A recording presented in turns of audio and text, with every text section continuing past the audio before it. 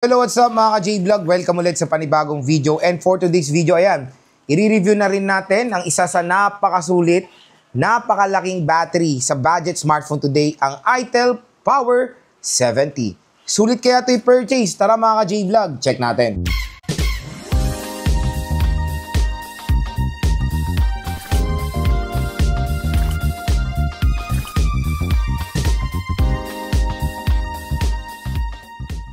Mga ka-J-Vlog, shoutout sa mga nakanood ng ating first impressions, unboxing, at 5 reason why you should buy the Itel Power 70. And this time, full review naman tayo dito mga lods. So dito sa full review, papita tayo ng mga photo samples, video samples, camera exploration dito sa Itel Power 70. And syempre yung thoughts or final thoughts natin dito sa device na to.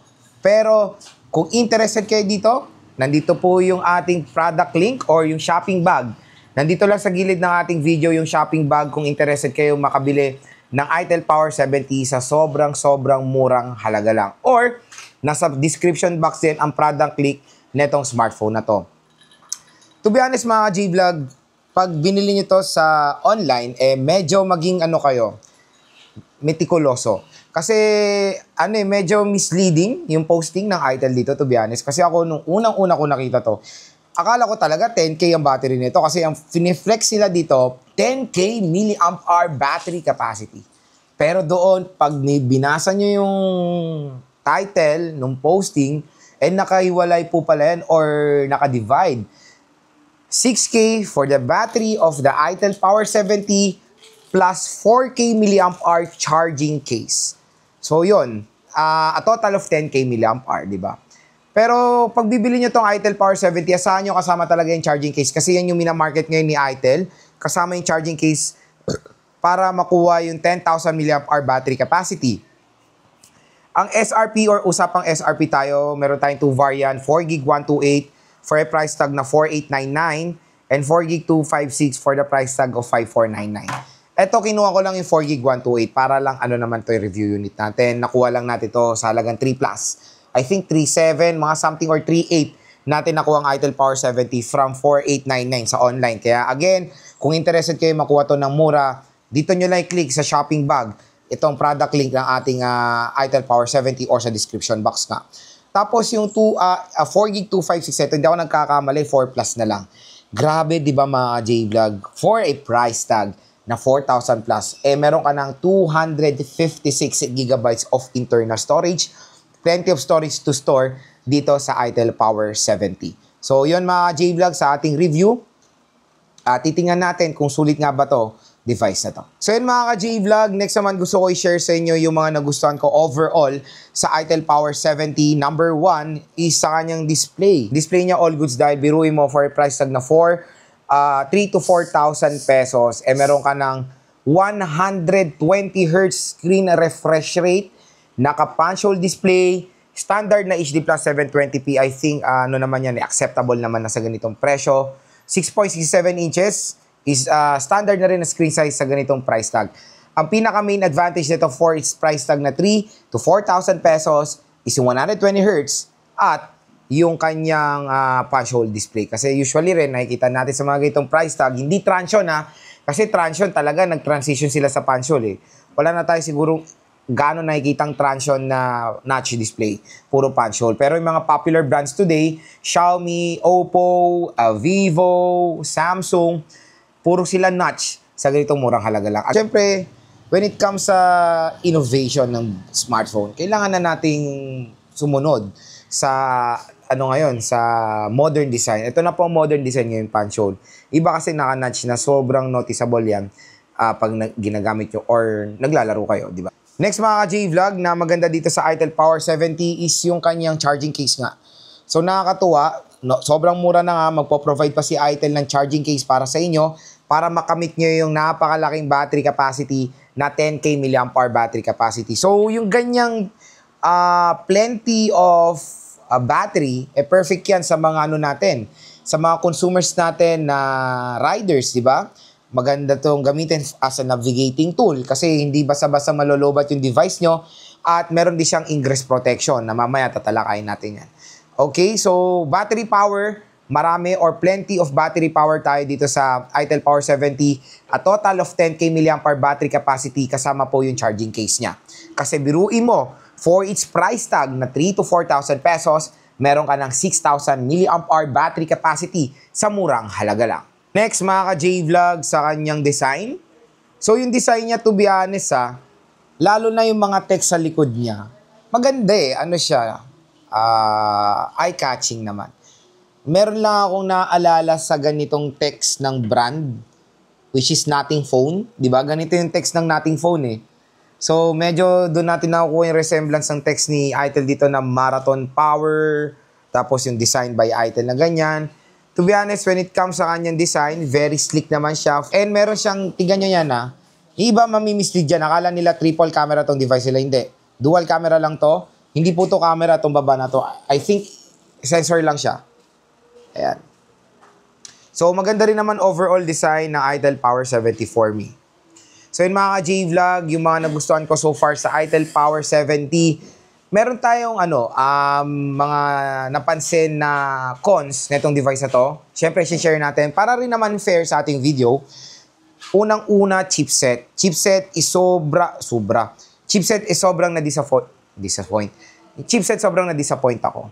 MediaTek Helio G50 Ultimate. Nilagyan pa nila ng Ultimate yung G50, tapos yung GPU ulit is PowerVR G8320. Magiging real talk lang tayo dito sa video na. Yung GPU niya kasi mga J-Vlog is super duper outdated na GPU yan. Pag itatry nyo rin to be honest, meron siya mga slight delay of opening of apps. Lalo na pag nag-ML kayo, dun pa lang sa menu, medyo nakaka-experience sa kayo ng delay. So yun yung mapapansin yung disadvantage na itong device na to, yung kanyang chipset overall. Kaya ito, hindi ko siya mare-recommend for gaming talaga. Kasi pag narinig ko na ang G50, narinig ko na ang G36, kasi ang katerno niyan is PowerVR G8320, it's a big no-no for me when it comes sa budget gaming device. So ito is perfect lang for day-to-day use, mga casual things. Pero syempre, let's try to test itong itel Power 70 sa game test. Kaya nga game test, diba? Para ma-test natin itong device na to sa mga iba't ibang games din, para din makita nyo yung performance niya. So yun, isang con for me, chipset netong itel Power 70. Next, yung operating system. Again, itong operating system niya is nasa Android 14 pa rin itong itel Power 70. So let's check. And wala pa rin siyang any software update for Android 15. So, yun mga ka-J-Vlog, na Android 14 pa rin ito. And hopefully, ma-update siya sa Android 15. I don't know. Hindi natin alam kung meron bang support si itel sa mga murang smartphone nila sa mga next Android OS. Pero, malay natin, di ba? Ma-update pa rin siya. Kasi Android 14, tapos nirelease mo to ng magmi-mid 2025 na. Parang, parang hindi na siya perfect, di ba? Dapat, kung mag-release ka na ng device, lalo na pag mid-2025, Android 15 na. Maliban na lang kung ma-update to sa Android 15. Malay natin, di ba? So yun mga ka-J-Vlog, ang ating cons so far dito sa itel Power 70. Pero overall, ang pinaka magiging buying factor nyo dito sa device na to, battery and plenty of storage.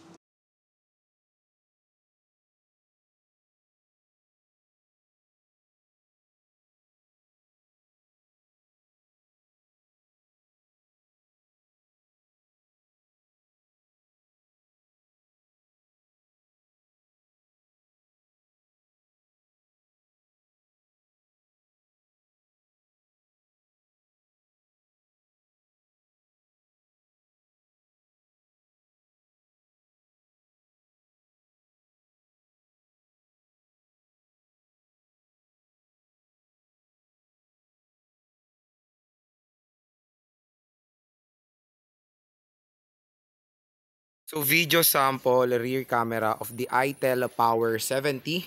So ang pinakamax sa resolution niya is Full HD 1080p up to 30 fps. So yan siya, wala siyang any support for 60 fps. So ito yung alaga namin, si Emir. Hello. Hello Emir. So when it comes to quality ng mic, kayo na po mag-judge.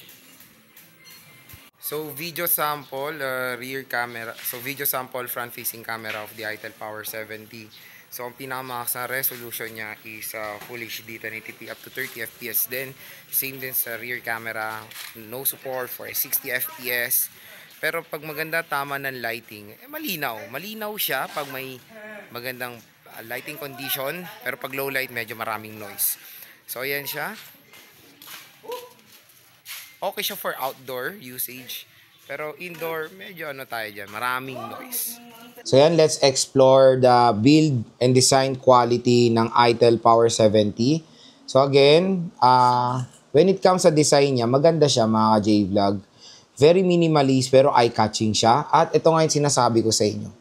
Meron tayong nare-resemblance sa ganitong text. Diba? Nothing phone. Ganitong text ng Nothing phone eh. So meron dyan Marathon Power, designed by itel. Matte finish naman siya. Polycarbonate back with dual rear camera setup. So, hindi po siya triple ha. Ito po ay parang sensor lang or design. Tapos, ito yung flash niya. Dual rear camera system. Pero again, useless yung pangalawang camera na ito. Kaya pinaka-useful lang dito is the main camera itself. Yung kanyang frame is matte finish overall. Ayan. Hindi siya mabigat. Pero, pag nilagay nyo yung charging case niya, di ba pag yung mga ibang charging case, sobrang bigat. Yung charging case din ng itel Power 70, hindi siya ganun kabigat. Slim case naman siya. Kaya okay na okay rin naman ikabit yung kanyang charging case. Kasi pwede nyo naman i-off yun kung hindi nyo gagamitin yung power, tapos i-on nyo kung gusto nyo gamitin. Yun yung very convenient do sa charging case ng itel Power 70. So dito sa right side, nandito ang ating power button and yung volume rocker. Sa taas naman ng smartphone, wala tayong makikita. Sa left side is yung SIM tray. Sa baba naman is a 3.5mm headphone jack, microphone, Type-C port at yung speaker grills. At sa bibili ng itel Power 70, good news, meron na po siyang pre-installed na screen protector out of the box. And syempre, when it comes sa screen, ayan, 120Hz screen refresh rate siya with HD plus 720p resolution. Check natin yung display. Screen refresh rate. So ano siya eh? Kumbaga nakasetting siya sa up to, pero hindi po siya naka-fix na nakaset sa 120Hz screen refresh rate.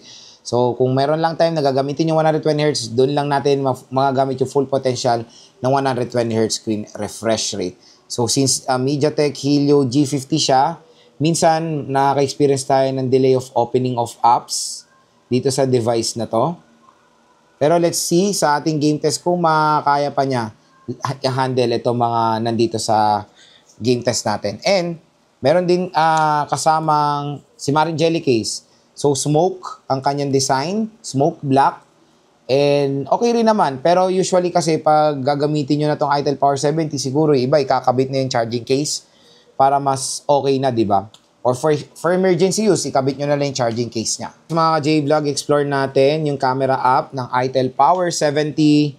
So, nandito tayo sa AI camera niya. So, ito po yung main camera. Meron tayong zoom. 2x zoom na hanggang 4x digital zoom po tayo. Meron tayong Google Lens, flash, filters, and of course, sa settings. Sa settings, ito po yung mga iba't ibang settings. Shutter sound, HDR mode, customized watermark. Itong watermark, ito po yung mayroong phone model sa baba ng ating mga photos. And scan QR codes. Sa video naman, ang pinakamax sa resolution niya is Full HD 1080p up to 30 fps.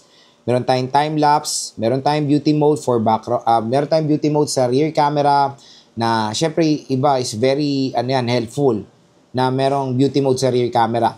Portrait mode for background blur, panorama shot for more wider shot.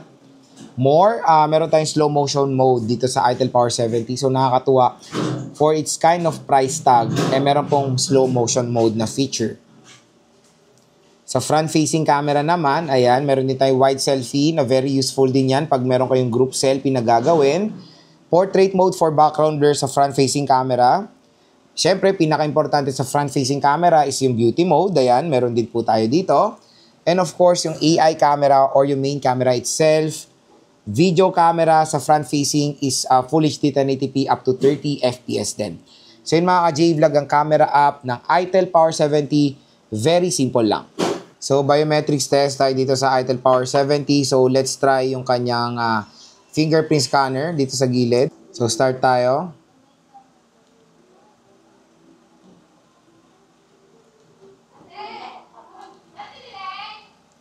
So pagdating sa fingerprint scanner, ayan, fast and accurate naman. Next is face unlock.